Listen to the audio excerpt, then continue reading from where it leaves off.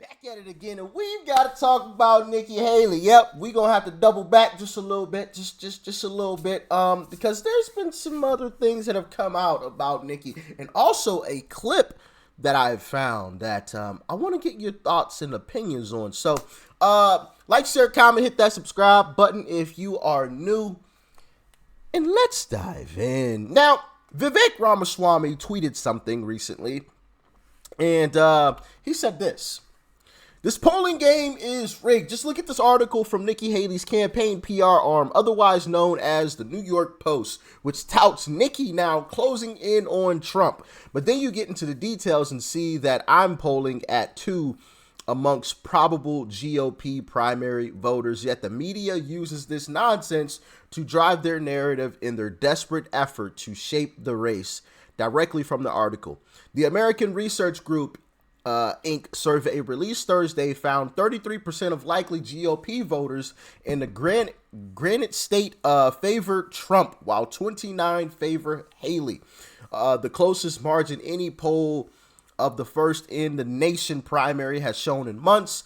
Former New Jersey Governor Chris Christie placed a distant third with 13% support, followed by Florida Governor Ron DeSantis at 6%, biotech entrepreneur Vivek Ramaswamy, 5%, and former Arkansas Governor Asa Hutchinson at 1%. Of the remainder, 12% said they were undecided and 1% said they would support another candidate. But in the fine print, here's what it says about probable GOP primary voters, which is stunning.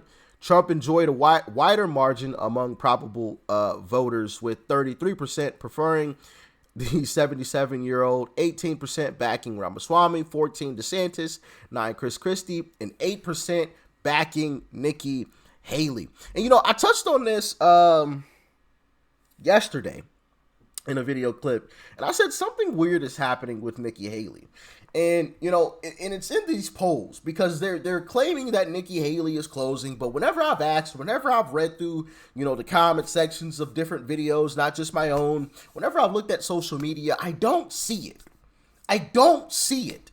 Because I know people are going to say, Rich, you're being a hypocrite. You believe the polls when it comes to Trump winning, but you don't believe the polls when it says that Nikki Haley is gaining.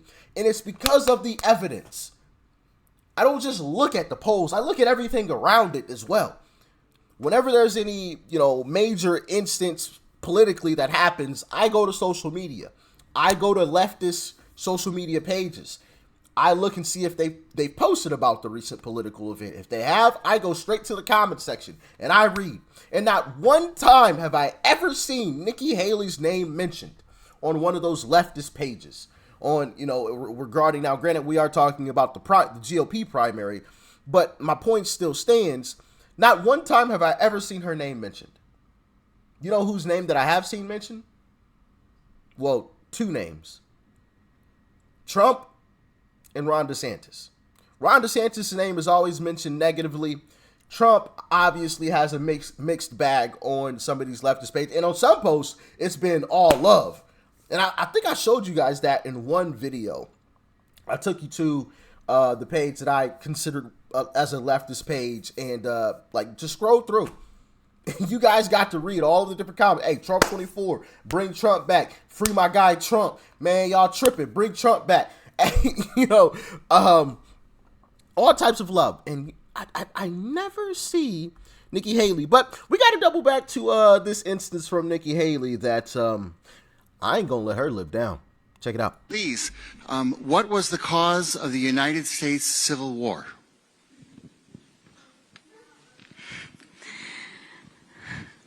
Well, don't come with an easy question or anything. I mean, I think the cause of the Civil War was basically how government was going to run, the freedoms and what people could and couldn't do.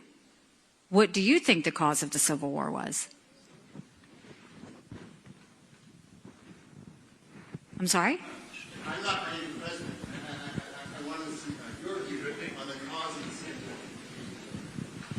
I mean, I think it always comes down to the role of government. We need to have capitalism. We need to have economic freedom. We need to make sure that we do all things so that individuals have the liberties so that they can have freedom of speech, freedom of religion, freedom to do or be anything they want to be without government getting in the way. Thank you. And in the year 2023, it's astonishing to me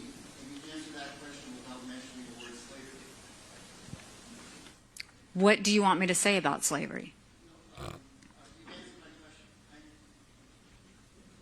Next question.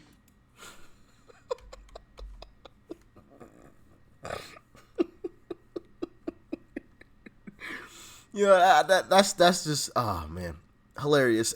Here's the way she should have answered it from Ron DeSantis, and I got a clip from Ramaswamy right after this, so stick around. What would your answer be to the question that Haley got in terms of the primary cause of the Civil War? Of course, you have the issue of slavery. You had the states that were concerned about Lincoln interfering and potentially eliminating it. And they viewed it as a states' rights issue, not as a federal issue. And they were concerned that you have this Republican president may come in and get rid of the institution of slavery. And so that was, it's interesting because the Republican Party was founded to put a stop to the growth of slavery in this country. And the abolition of slavery was, to this day, remains the party's top achievement. And it was a partisan achievement because the people that were fighting Lincoln, the people that wanted to preserve slavery, they were Democrats. And so the Republican Party did that, and that's something that you should acknowledge and be proud of as a Republican. Facts. We should all stand up and be proud of that as Republicans. But Vivek recently made a statement on that as well, and I want to get your thoughts and your opinions on this clip of Vivek answering that question. Check it out. Yeah, I got a two-parter. I wonder if you could tell me great. what the causes of the Civil War were. Oh, yeah. And if we're headed to another one, possibly. That's the question of our time. Civil War is one of these things that speaks itself into existence, actually. And, you have a governor of South Carolina who doesn't know much about the history of her own state, but South Carolina, actually, in about 1832, it's one of the things we learned in U.S. history class in 11th grade. They actually were going to secede from the Union. We're talking nearly a couple decades before the Civil War. Right? So this comes back to the present. Our history isn't about our past. It's about our understanding of our future. So they actually, in 1832, were about to secede. Back then, it was about tariffs between the North and South. But ultimately, the thing that boiled this over was slavery. But there were tensions brewing, a value system that was fundamentally different in two countries that shared a geographic space, but a value system that was fundamentally different. That's really what led to the Civil War. So the powder keg was in the air, slavery was the match that we lit that caused it to boil over. Well, the question you asked is, where are we today? And I don't use that word lightly. We are already, I would say, in the middle of a Cold War in this country.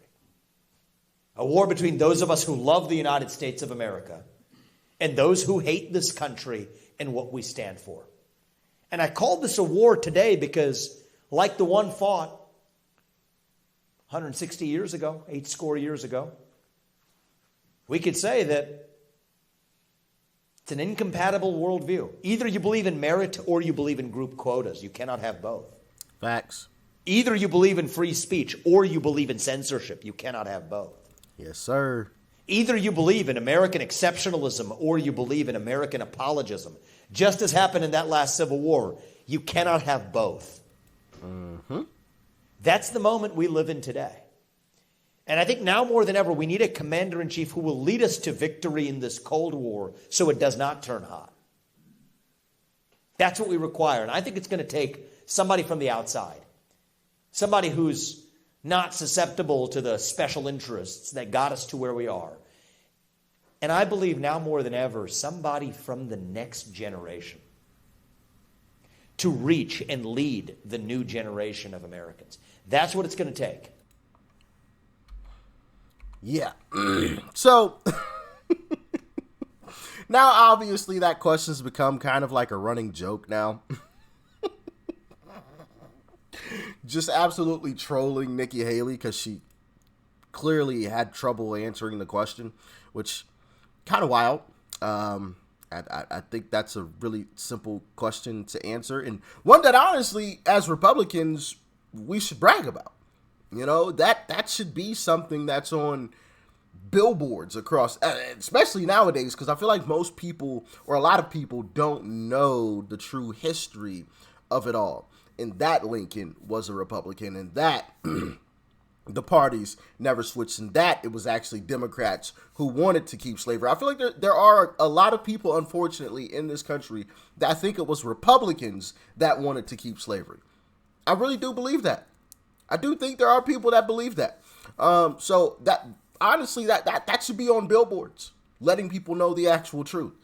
But, you know, not to be outshined, here's last place Krispy Kreme. Check it out.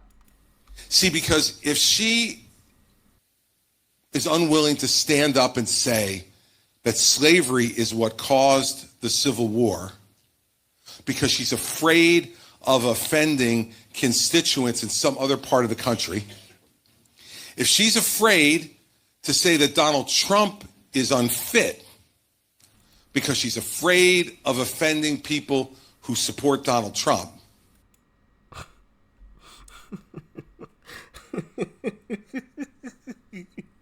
well, Chris Christie should be the last person talking about someone being unfit. But I'm sorry. I shouldn't say stuff like that. I shouldn't say stuff like that. It was just right there, you know. It's just like he handed it to me. He just handed it to. I couldn't help but to, you know, I couldn't help but to catch it. You know, it was just right there.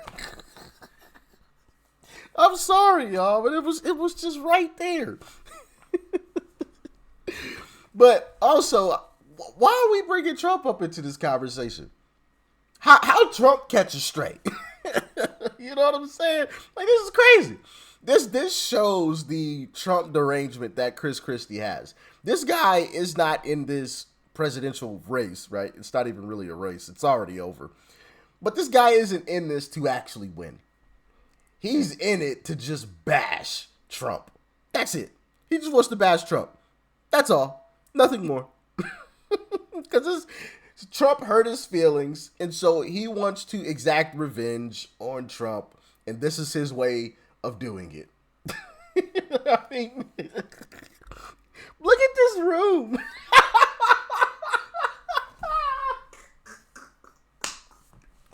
at this.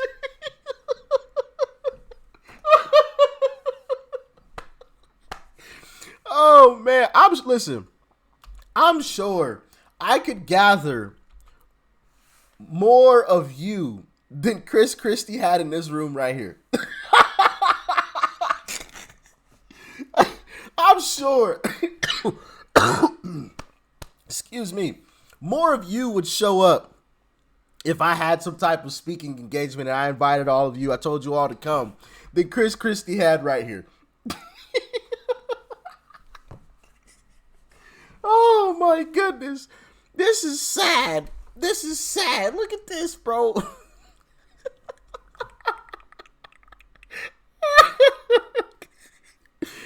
He's got maybe 30 people here.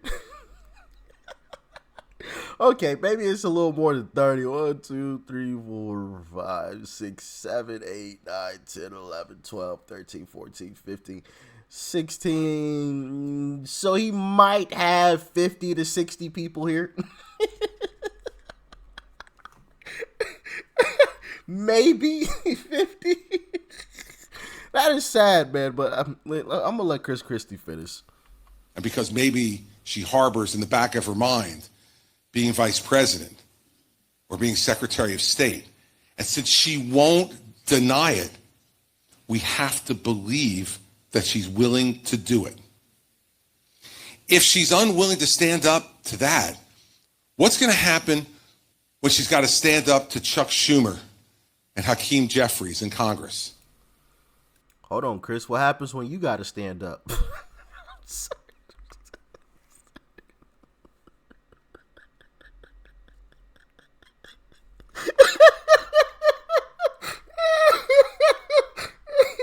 Oh, I'm sorry, bro. This man is just handing me jokes, man. He's just handing them to me. I'm sorry, y'all. I gotta stop. I'm just in a joking mood today, I guess. I don't know. This guy's just, I don't know. He's just handing them to me on a silver platter. I'm just, you know. What's going to happen when she has to stand up to Vladimir Putin and President Xi in China? What's going to happen when she has to stand up against forces in our own party who want to drag this country deeper and deeper into anger and division and exhaustion?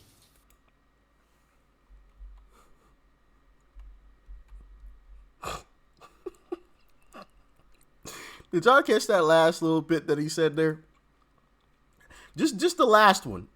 Oh, listen to it again. And division and exhaustion. I'm not going to even comment. Just kind of funny he mentioned that one.